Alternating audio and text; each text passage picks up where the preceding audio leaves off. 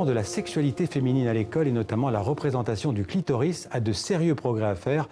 On en parle et de beaucoup d'autres choses avec les trois invités du Grand Angle.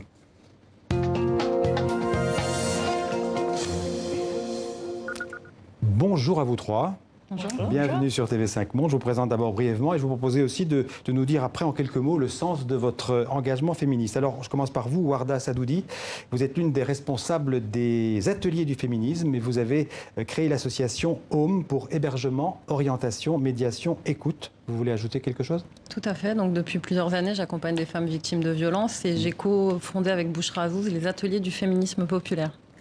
Et puis Axel Njan-Djike, vous êtes une militante féministe, vous avez créé le blog Parlons Plaisir Féminin et vous faites partie du GAMS, qui est le groupe pour l'abolition des mutilations sexuelles féminines.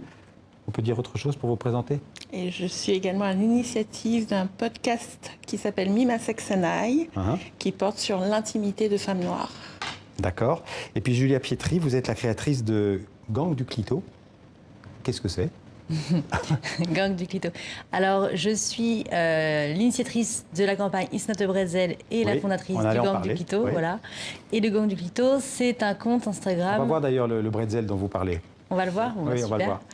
C'est un compte Instagram qui vulgarise la sexualité féminine au plus grand nombre. Voilà. Alors, c'est pas un bretzel comme tous les autres, celui-là? Non, celui-ci, c'est pas un bretzel comme tous les autres. C'est le bretzel du dernier 8 mars. D'accord. Donc c'est la journée de la femme. C'est la dernière journée internationale des droits des femmes. Oui. Et on a lancé cette campagne qui s'appelle It's Not a Bretzel pour justement dénoncer l'analphabétisme sexuel en France. Puisqu'aujourd'hui, il faut savoir que 25% des jeunes filles de 15 ans ne savent pas qu'elles ont un clitoris et dont 82% d'ailleurs ne savent même pas que c'est une unique fonction érogène. Comment on peut expliquer un tel chiffre? Qui est-ce qui peut répondre à ça? 25, une fille sur 4? De toute façon, il y a un retard énorme en médecine à l'école, puisque d'ailleurs aujourd'hui, il y a un seul manuel sur 8 qui donne la véritable anatomie du clitoris. Et je pense que la grande raison, c'est tout simplement que le clitoris ne sert qu'au plaisir des femmes et ne sert pas du tout à la reproduction. Et donc, quelque part, on veut nier le plaisir, le désir des femmes. Ça fait partie, on va dire, de l'arsenal patriarcal. Donc, on fait des femmes on va dire des machines à reproduire ou des objets de désir des hommes.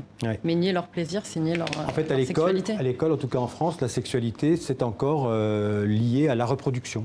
Tout à fait. Alors, pardon, je voulais dire que vous aviez toutes les trois, je pense, participé à une tribune dans le journal Le Monde, c'était en mars dernier, justement à l'occasion de la Journée internationale des femmes, pour dire donc que l'anatomie et le rôle du clitoris soient explicités dans les manuels scolaires. C'est toujours pas le cas en France aujourd'hui, en 2019? Tout à fait, il n'y a pas de représentation égalitaire entre l'anatomie des hommes et des femmes. C'est pour ça qu'on a fait cette pétition qui a rencontré un franc succès. Il y a plus de 60 signataires.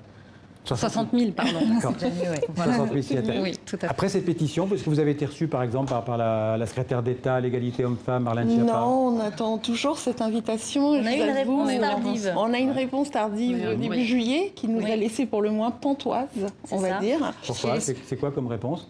Nous informons que le ministère de l'Éducation nationale n'était pas responsable des contenus des manuels scolaires. Ça, c'est l'Éducation nationale qui vous a répondu. Oui, qui nous a répondu. Donc déjà, moi, en tant que parent, j'ai eu un moment d'arrêt. Je suis mère d'une fille et je me suis dit, ah super, donc les éditeurs de manuels scolaires peuvent décider d'écrire dedans que le clitoris n'existe pas, ça posera aucun problème à personne puisque... Alors il y a un manuel scolaire. C'est Manière. Voilà, je pense que c'est celui-là, je ne sais pas si c'est celui-là. Voilà, c'est celui-là. C'est Manière. Donc qui lui représente correctement le clitoris et l'appareil, j'allais dire, sexuel féminin.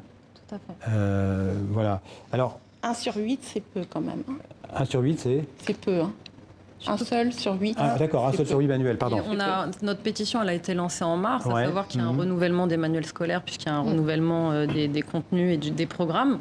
Et donc, on espérait que cette intégration soit faite actuellement, bien avant, à la rentrée. Et donc là, on va prendre du retard par rapport à ça. Alors évidemment, la formation, la sexualité féminine, ça ne passe pas que par le manuel scolaire, mais c'est un premier pas, évidemment. C'est un pas qui est crucial, parce qu'il faut savoir que derrière cette histoire de représentation, il y a une histoire de connaissance, mais aussi de reconnaissance de la légitimité du plaisir féminin. Et il faut quand même savoir que l'organe dont on parle, le clitoris, est celui qui justifie à travers le monde l'excision, Ouais. les mutilations sexuelles, et ça concerne 200 millions de femmes dans le monde, sur tous les continents. Le seul endroit où on ne constate pas la pratique, c'est la Laponie, c'est le pôle Nord. Ailleurs, partout ailleurs, il existe. Et aussi bien en Inde qu'en Afrique. On pense toujours à l'Afrique parce que l'Afrique est le territoire sur lequel on a les plus de données et qui a été le plus visible sur la question. Mais il faut savoir que ça se pratique bien aussi dans les communautés indiennes que dans les communautés tchétchène. Et récemment, cet été, tout juste cet été, Cosette avait sorti un dossier édition. Cosette, il faut rappeler que Cosette, c'est un magazine Cosette, le magazine plus... féminin ou féministe Féministe, Oui. féministe, a sorti une étude sur la pratique dans les cliniques moscovites, où c'est effectué sur des gamines entre 5 et 12 ans. Que les parents emmènent pour calmer leurs ardeurs. Donc ça se produit encore aujourd'hui. Et quand je dis des gamines de 5 à 12 ans, ces gamines sont caucasiennes. Ce ne sont pas des petites africaines dont il est question là. Donc ça concerne vraiment un spectre de femmes partout dans le monde. Et ça rappelle une fois encore combien la sexualité féminine est problématique. Et combien le plaisir des femmes est un enjeu. Mais pourquoi ça reste problématique? Parce que c'est toujours la vision masculine de la sexualité qui s'impose dans nos sociétés. Exactement, il y a des millions d'études sur le pénis, sur l'érection, il y a très peu d'études sur le clitoris et l'érection du clitoris. D'ailleurs, la première anatomie exacte du clitoris date uniquement de 1998. Donc ça fait à peine plus de 21 ans. Et c'est la même année où le Viagra est commercialisé sur le marché, par exemple. Donc ça montre l'écart, le retard. Et la situation est plutôt plus, j'allais dire, plus rétrograde, plus grave, en France que dans d'autres pays européens dont vous auriez éventuellement connaissance. Je ne sais pas est-ce qu'on en parle dans les écoles Ils ont cette année justement introduit la véritable anatomie du clitoris dans tous les manuels scolaires. En Suisse voilà, c'est récent. Et nous, en France, pour l'instant, ça l'est pas. Et la dernière réponse, en tout cas, ils sont pas prêts de le faire. Donc, il y a un grand retard et il y a un grand tabou sur cette question-là dans notre pays.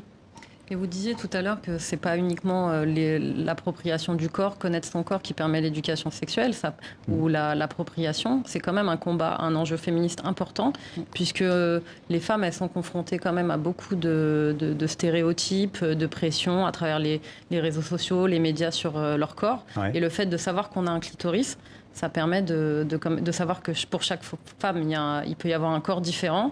Et ça commence déjà par panier une partie de son corps. Donc, on pourrait dire pour toutes les trois que le féminisme, ça passe aussi par l'intime. Exact. C'est évident. C'est le premier bastion.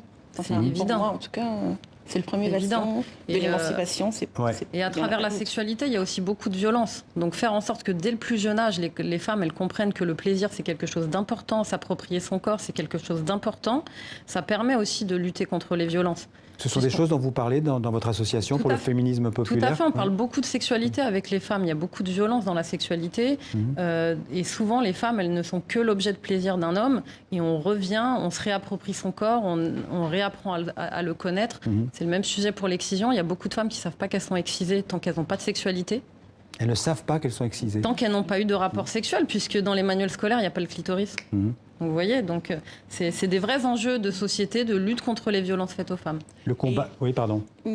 Je surenchéris là-dessus parce qu'il y a une déclaration, Marlène Schiappa a déclaré... C'est la ministre française, la secrétaire d'État française à l'égalité homme-femme. Je vous en prie. J'oublie toujours. A déclaré lors d'une intervention à la tribune de l'ONU au printemps dernier, et elle parlait de l'excision, en l'occurrence, qu'il n'était pas tolérable, il n'était pas acceptable de tolérer pour les filles des autres ce qu'on ne tolérerait pas pour nos propres filles. En soi, moi je suis absolument d'accord avec cette déclaration. Mais il serait peut-être temps qu'on s'occupe, nous, de balayer devant notre porte et nous assurer que nos propres filles, je suis maman, moi, d'une fille, et je crois que Madame Schiappa a elle aussi 2 filles, nous nous assurions, nous, comme parents, que nos filles, ici, sur le territoire français, ont accès à la connaissance de leur anatomie complète. Ça aussi, c'est une façon de militer contre les abus. L'excision, elle est pratiquée à grande échelle en France? Alors, non, sur le territoire français, ce n'est plus le cas, puisque ça a été criminalisé.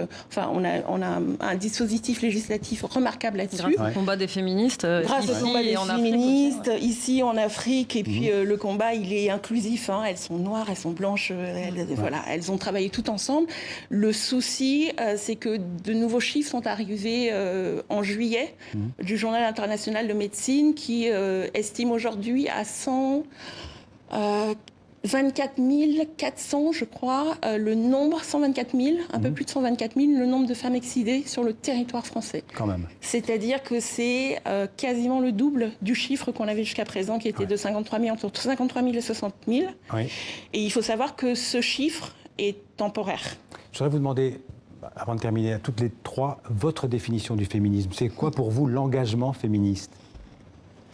Alors, nous, on a co-créé les ateliers du féminisme populaire parce qu'on a une vision du féminisme qui est un féminisme d'action, un féminisme d'urgence, un féminisme du quotidien.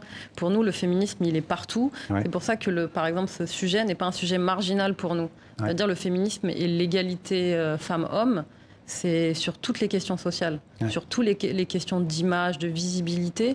Et c'est pour ça que nous, on est heureux d'avoir co-signé et coécrit cette tribune, puisque le féminisme, il doit interagir dans toutes les sphères de la société pour faire évoluer les mots du lundi et vraiment déculpabiliser les femmes et accompagner les femmes vers l'émancipation. Axel ? C'est aimer son sexe au sens propre et figuré. Ouais. Voilà. Pour moi. Donc une réponse courte, mais qui est tout à fait bonne. Pour moi. Et pour vous, Julia ? Pour terminer, moi je dirais que le féminisme, en tout cas mon féminisme, c'est un féminisme pour tous. Ouais. C'est le féminisme d'aujourd'hui, c'est un féminisme qui inclut les hommes aussi. Être féministe, c'est pas un gros mot, c'est être anti-sexisme. Ouais. Donc à partir de ce moment-là où on est anti-sexiste, eh ben, on est féministe. Anti-sexiste, ça veut dire qu'on ne reconnaît pas un sexe plus... Exactement, il n'y a pas de domination du sexe, etc. Voilà. Et donc il y a une vraie parité et l'homme aujourd'hui, les hommes sont pour moi très concernés dans les causes du féminisme. J'imagine que vous serez d'accord toutes les trois pour dire que la sexualité féminine et le féminisme, c'est un enjeu foncièrement politique.